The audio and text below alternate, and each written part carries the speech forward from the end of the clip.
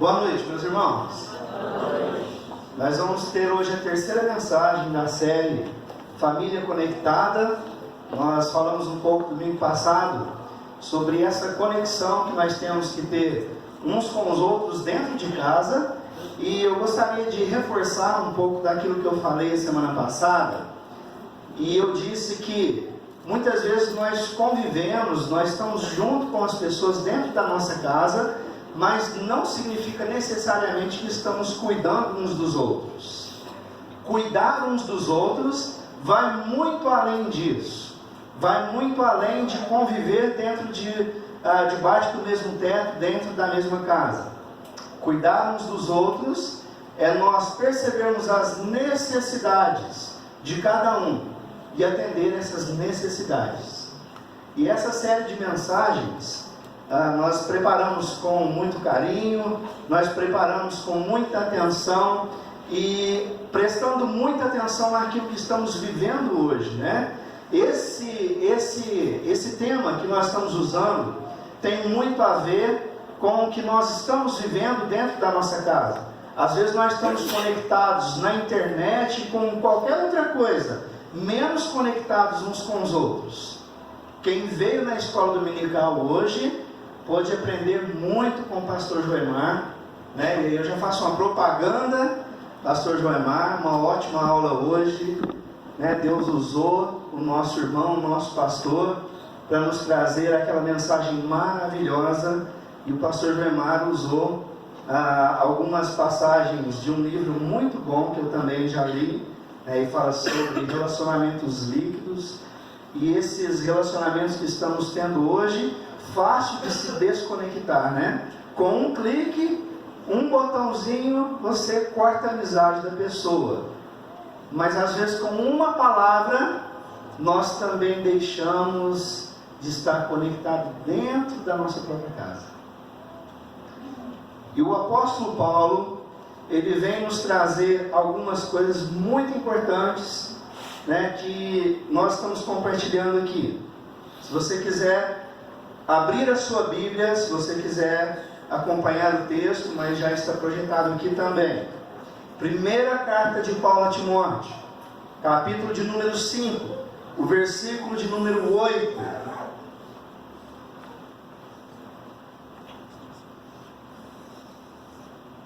Paulo está aqui nesta carta dando instruções a um jovem pastor, muito jovem mesmo. Talvez na nossa cultura nós poderíamos chamá-lo de adolescente pela idade, mas ele já era um pastor, Timóteo. E Paulo vem dando algumas instruções, e aqui Paulo dá uma instrução a respeito da família.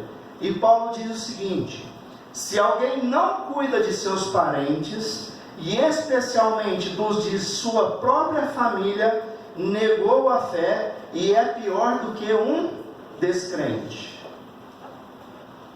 Aquele que não cuida daqueles de dentro da própria casa, não é um discípulo de Jesus. Eu não estou dizendo que nós somos perfeitos nos nossos atos, nas nossas reações. Eu creio que todos nós, como seres humanos que somos e pecadores, temos as nossas falhas, temos as nossas diferenças, temos os nossos momentos. Não estou dizendo que nós temos que ser pessoas perfeitas, mas um verdadeiro discípulo de Jesus é aquele que quando erra, aquele que quando comete uma falha, ele se arrepende, volta atrás, e ele precisa ter um cuidado daqueles que estão vivendo dentro do seu próprio teto, dentro do seu próprio lar. Se não tem sido assim a convivência dentro da sua casa, você precisa rever algumas coisas. E talvez Deus esteja chamando você nessa noite para rever alguns conceitos dentro da sua casa, dentro do seu ambiente familiar. Essa mensagem não é especial para casados. Quando eu falo sobre relacionamento uns com os outros, eu estou dizendo de relacionamento entre casais mesmo, mas eu estou dizendo também do relacionamento entre pais e filhos, e eu estou falando sobre relacionamento de filhos com os pais, estou falando sobre relacionamento de irmãos, e às vezes também como eu sei que tem uma turma já muito boa, às vezes um relacionamento com os amigos, aonde você convive, onde você mora. Alguns que saem das suas casas, né, por motivo de estudo, de alguma outra coisa, e precisa conviver com algumas pessoas. Aquelas pessoas são pessoas da sua família a partir daquele momento. São os teus irmãos, são os teus amigos, são muito mais que isso. Como que está esse relacionamento?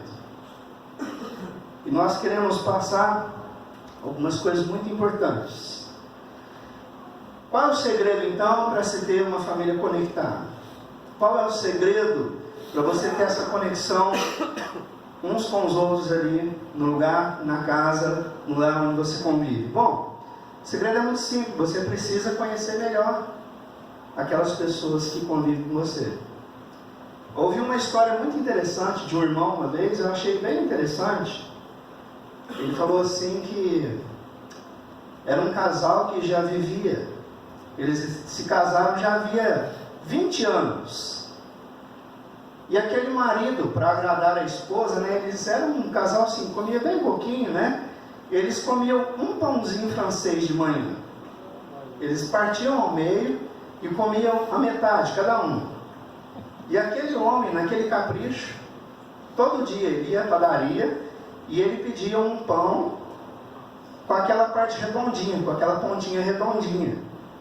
Ele partia aquele pão ao meio, fazia um café bem quentinho e ele dava aquela pontinha para a esposa dele.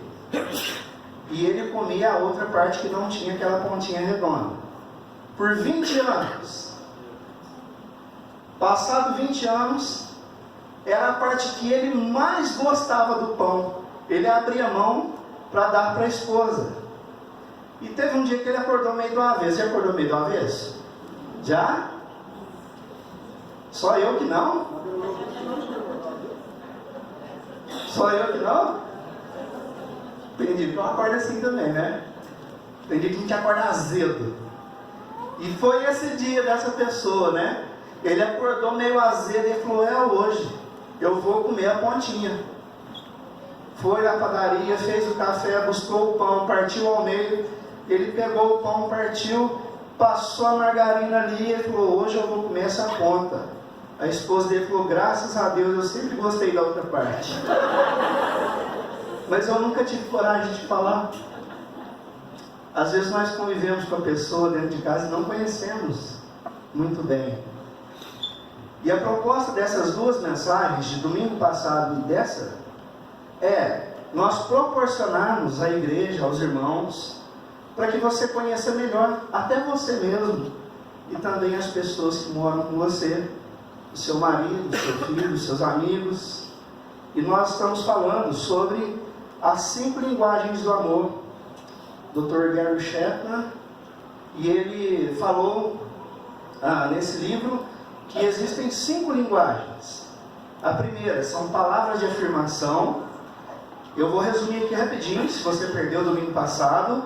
Aquela pessoa que ela precisa ser elogiada, ela precisa ouvir palavras que coloquem para cima. Quando ela faz alguma coisa muito gostosa, no almoço, por exemplo, né? Ela fica esperando você dizer: nossa, como estava gostosa essa carne, como estava bom esse arroz. E ela se sente amada quando ela recebe palavras desse tipo.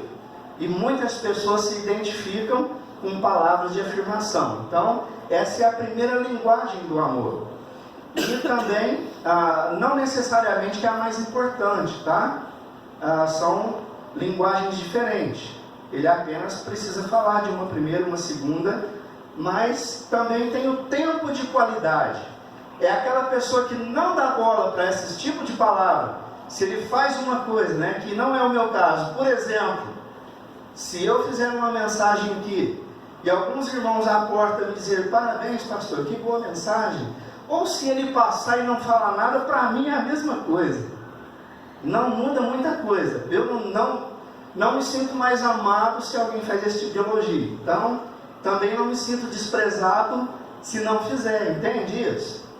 São palavras de afirmação. Mas o tempo de qualidade é aquele em que a pessoa ele gosta de estar com outras pessoas, ele gosta de ter uma boa conversa, ele gosta da presença de algumas pessoas, às vezes uma atividade na vida com outra pessoa ali. Ele não quer estar sozinho, ele quer estar com alguém e compartilhar esse tempo com alguém e ter uma boa conversa. Isso é o tempo de qualidade, e aí resumidamente, né? E uma terceira linguagem do amor são presentes. Cuidado, mulher, para não confundir isso, porque geralmente a mulher gosta de presente, né? Mas nem sempre é a linguagem de amor. Quando nós falamos sobre presente, não necessariamente que significa que a pessoa gosta de ganhar presentes caros. Se a pessoa gosta de ganhar só esse tipo de presente, não é a linguagem de amor dela. Sabe quando é uma linguagem de amor? Não importa o presente. Pode ser um simples presente. Pode ser algo que você passa lá na lojinha de R$1, de R$2 e leva. Aquele presente significa o seguinte: eu lembrei de você. Aquilo, a pessoa se sente amada, ela se sente acolhida, e ela olha, você lembrou de mim, e aquilo é uma coisa muito importante para ela. Então quem tem a linguagem de amor, né, de ganhar presente, geralmente também ele gosta de dar presente. E às vezes ele faz isso na intenção assim, ó, eu estou dando, então eu quero receber.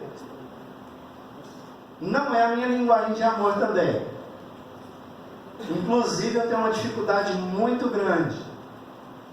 Quando eu preciso dar um presente para minha esposa, é um sofrimento, é uma tortura. Não é isso não. O pastor Germar está falando que eu sou mão de vaca aqui, pão duro. Não é isso. Não é isso. Mas se eu ganhar um presente no meu aniversário ou não ganhar, para mim tanto faz. Mas eu tenho uma dificuldade tão grande de dar um presente para minha esposa. E meus meninos também pegam meio vácuo, né? E quando chega o aniversário dela, ou alguma data importante, nós já começamos assim, vamos lá. E aí o Guilherme, vai mãe, fala o que a senhora quer, e fica mais fácil para nós. Já vai direto ao ponto. E aí a gente precisa então juntar lá e fazer essas perguntas. Mas a pessoa que tem a linguagem de amor de presentes, qualquer coisa que você fizer para ela, né, seja um pirulito, seja uma balinha, como é que chama lá, gente? Moranguete. Moranguete. Pode ser um moranguete. Ele fala que conquistou Lidiane com moranguete. Tá vendo? Era a linguagem de amor dela. Eu nem sabia, né? Ele deu um moranguete para Lidiane e ela apaixonou. Os mais novos nem sabem o que é moranguete, né? Era um negocinho esquisito, assim, não era nem bala nem chiclete, azedinho. Até hoje eu não sei o que é aquilo, se é bala ou se é chiclete. Eu engolia todos. Então essa é a terceira linguagem do amor, presentes. Eu vou caminhar aqui, nosso tempo está passando. Um presente é algo que você pode segurar nas mãos e dizer: ele pensou em mim, ou ela se lembrou de mim. É isso que significa para a pessoa que ganha e que tem essa linguagem de amor. Não importa o valor. Ele se lembrou de mim e ela se lembrou de mim. Ok? Estão pegando aí bem aí? Assim, linguagem do amor? Eu falei domingo passado, tem um teste, você acha ele até online. E aí você responde algumas perguntas, ele te ajuda a identificar a sua linguagem de amor. Geralmente dá certo, tá? Mas assim, a explicação já dá também. A quarta linguagem de amor são atos de serviço. Atos de serviço. Essa linguagem do amor, ela não é muito comum, mas algumas pessoas têm isso. O ato de serviço é o seguinte: quando uma pessoa está fazendo alguma coisa e você chega espontaneamente para ajudá-la, ela se sente amada com aquilo. Ela se sente amada com aquilo que você está fazendo. E se você não faz para ajudá-la, ela fica também com a cara virada. Ou ele, né? Fica com a cara virada, emburrado. Não é tanto pelo serviço, para ajudar a acabar logo. Não é o cansaço. Mas a pessoa se sente amada quando alguém ajuda ela fazer alguma coisa ou faz alguma coisa para ela. Nem sempre é ajudar, mas às vezes é fazer. Isso são atos de serviço. A pessoa que tem a linguagem de amor com atos de serviço, ela se sente muito amada quando alguém faz alguma coisa por ela, algum trabalho, alguma atividade, algum serviço, seja do lar, seja fora, seja ajudar a lavar a louça, seja ajudar a limpar a casa. Quem tem ajudado a lavar a louça? Quem tem ajudado a lavar a louça? Aí, são poucos, hein? Talvez a sua esposa ou seu marido tenha essa linguagem de amor e você não sabe. E você não tem deixado ele muito feliz, ou ela muito feliz. Precisa prestar atenção nisso. Geralmente quando eu e o Guilherme está se aproximando de fazer uma trilha, né, a gente marca lá um feriado, alguma coisa, é a linguagem de amor que a gente demonstra para a Néia, né? A gente já começa a limpar o banheiro bem limpinho, lavar as louças, Guilherme. A gente precisa deixar essa casa impecável. Sua mãe não pode dar uma zebra, não pode dar erro. Aí ela fica alegre, né? E a gente vai contente também. Isso é muito bom. Atos de serviço. O Dr. Gary, ele fala assim, que ele conta um testemunho. É muito interessante esse livro. Para cada caso, para cada linguagem de amor, ele conta uma experiência, porque ele é conselheiro de casais. E ele conta uma situação, uma experiência, uma história de algum casal. E ele diz que um dia ele foi pregar fora, ele chegando numa igreja, ele fez a mensagem, saindo da igreja um casal pegou ele e falou: pastor, precisamos falar com o senhor. Não aguento mais a minha esposa e minha esposa também não me suporta mais. E aí ele falou: bom, vamos lá então. Ele começou a conversar, e quando eles eram namorados, ele perguntou para ela: o que mais te chamou a atenção que você quis se casar com ele? Aí ela disse o seguinte: olha, ele me ajudava, eu cuidava do ministério infantil na igreja, ele me ajudava a arrumar os painéis, as decorações, e quando a gente fazia alguma coisa em casa, que estava só eu e ele me ajudava a lavar as louças, ele me ajudava a fazer algumas atividades de casa, e depois que casou, ele também não fazia mais isso. E aí ela disse o seguinte, ele falou: olha, mas também é a mesma coisa. Quando nós nos casamos, ou quando nós éramos namorados, tinha algumas coisas que eu fazia, e que ela me ajudava e me agradava muito. Ela passava às vezes uma camisa, ela passava uma calça, ela fazia algumas coisas, me ajudava com o carro, a lavar o carro.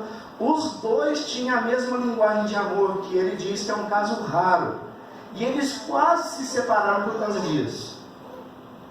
Então ele aconselhou: olha, comece a fazer essas pequenas coisas de novo. E depois de um tempo ele conversou com esse casal novamente, e os dois estavam uma beleza. Então, atos de serviço, isso é demonstrado até pelo nosso Senhor Jesus. Por que nós não podemos fazer?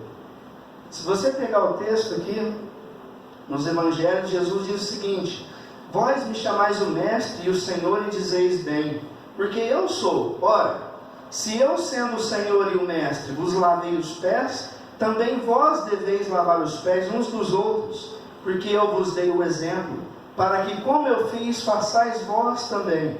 Em verdade vos digo, que o servo não é maior do que o seu Senhor, nem o enviado maior do que aquele que o enviou. Ora, se sabeis essas coisas, bem-aventurados sois se as praticais. Então até o próprio Jesus, ele lavou os pés dos discípulos, um ato de serviço. Nunca um mestre lavava os pés dos alunos. Jesus, ele sai dessa posição, não que ele esquece a sua posição, mas ele quer demonstrar para aqueles seus discípulos que ele os amava, e os amava tão profundamente a ponto de lavar os seus pés. Se a sua esposa ou seu marido tem essa linguagem de amor, começa nessas pequenas coisas, que você vai ver como que o clima muda dentro de casa. Os seus amigos também, aqueles que você convive, os seus irmãos, os seus pais, presta atenção nisso. E a pessoa que tem essa linguagem de amor, se sente amada e acolhida quando alguém faz algo por ela espontaneamente. Então essa é a quarta linguagem do amor. E uma quinta e última linguagem do amor é o toque físico. Essa não precisa nem de falar muita coisa, não é verdade? E você vai dizer assim, todo mundo gosta de um carinho. Não é verdade. Tem pessoas que não gostam de ser tocada. Não é a linguagem de amor dela. Eu vou falar uma pessoa aqui, né? Já que eu estou falando mesmo, o pastor deu o microfone na minha mão, agora eu vou falar. Não toma não. Nosso irmão Adailton, tá lá, ele está até destacando de amarelinho, né? Tá lá, o diácono Adailton. A linguagem de amor dele, né? Eu não sei, ainda não conversei sobre as outras quatro, mas o toque físico é uma coisa nítida, né? Ele gosta de abraçar, e ele vem, ele me dá um abraço e fica passando a mão nas minhas costas ainda, né? E eu também gosto, né? E a gente hoje no almoço, nós estávamos conversando, né? Eu, meus filhos, o Rafael e também a Isabela, nós almoçando lá e falando sobre as 5 linguagens do amor e conhecendo uns aos outros, né? Foi muito legal. Faça isso em casa para você ver. Pega a sua família, senta lá e conversa sobre isso. E aí os meninos disseram, o Dimas também tem essa linguagem de amor. E a Meia falou assim, é verdade, ele dá uns abraços gostosos, ou a Isabela falou, né? Alguém falou lá, né?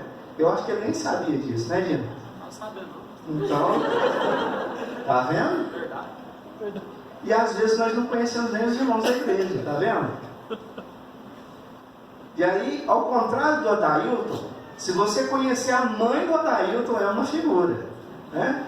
Ela não gosta que pega nem na mão dela. Ela já tem quantos anos, Adailton? 92 anos. E você vai pegar na mão dela, ela já faz assim, ela já vai indo para trás, né? Então você percebe que não é a linguagem de amor dela. E tem gente que não gosta. Mas tem gente que, quando tem essa linguagem do amor, ela se sente amada, ela gosta de um carinho, ela gosta que alguém fica mexendo nos seus cabelos, quando tem cabelo, né, lógico, nós aí não tem jeito, né? Mas pode fazer um carinho na careca, o que tem? É gostoso, gosta que faz uma massagem, né? Lá em casa não dá certo, eu falo para eles, não, R$2, faz uma massagem meu pé. Não dá certo, eles não fazem. A pessoa que gosta de abraçar e se sente amada quando é abraçada. Talvez essa seja a sua linguagem de amor. E aí eu falei que o grande desafio é o seguinte: muitas vezes a nossa linguagem de amor não é a mesma linguagem das outras pessoas que nós convivemos na nossa casa. Vou dar um exemplo que eu falei aqui no meio da mensagem. Às vezes a linguagem de amor da pessoa que você convive lá, sua esposa, seu filho, é presente. E às vezes a sua não é. Então você tem dificuldade em dar presentes. Mas quando você sabe que essa linguagem de amor é presente, você se esforça em fazer alguma coisa. E lembre-se disso. Não importa o valor, o importante é que você lembrou daquela pessoa. Quando a sua linguagem de amor não é o toque físico e da outra pessoa é, então se esforce, dá um abraço, dá um aperto de mão. Você tem que se esforçar para agradar a outra pessoa. O pastor Joemar hoje de manhã falou sobre o narcisismo. Aquela pessoa que é apaixonada por si mesmo e só pensa em si mesmo. Se nós voltarmos lá no texto, em 1 Timóteo, que nós lemos aqui no início da mensagem, você vai ver que o cuidado não é com você. Paulo está dizendo que é aquele que não cuida do outro. Então, quando você cuida bem do outro, isso aí vai acontecer o contrário também. Você vai também receber os cuidados daquela pessoa. Se você quer ter uma família abençoada, uma família feliz, presta atenção nisso aí que nós passamos com vocês. Presta atenção nas linguagens de amor. Eu creio que muita coisa vai mudar dentro da sua casa.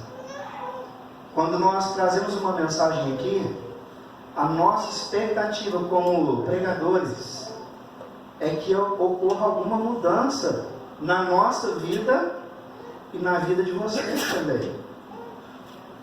E quando essa mudança acontece dentro do ambiente familiar, é muito bom.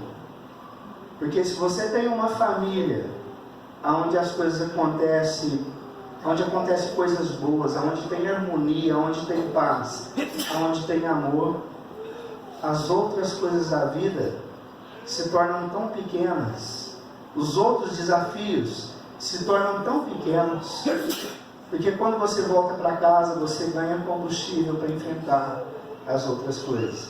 Mas o contrário também, se a pessoa não consegue ter uma família desse jeito, ela também vai sair para fora e geralmente ela não consegue enfrentar os problemas do trabalho, escolar, os desafios que nós temos fora do nosso lar. Você precisa ter uma família abençoada, uma família onde reina a paz, a harmonia e principalmente o que? O amor. Que Deus os abençoe. Que Deus abençoe as nossas famílias. E se você ainda não teve essa curiosidade, tenha em descobrir a sua linguagem de amor e daquelas pessoas com que você convive. Né? E são essas aí: palavras de afirmação, tempo de qualidade, presentes, atos de serviço e toque físico. Que Deus nos abençoe. Que Deus nos torne realmente uma família conectada uns com os outros. Amém?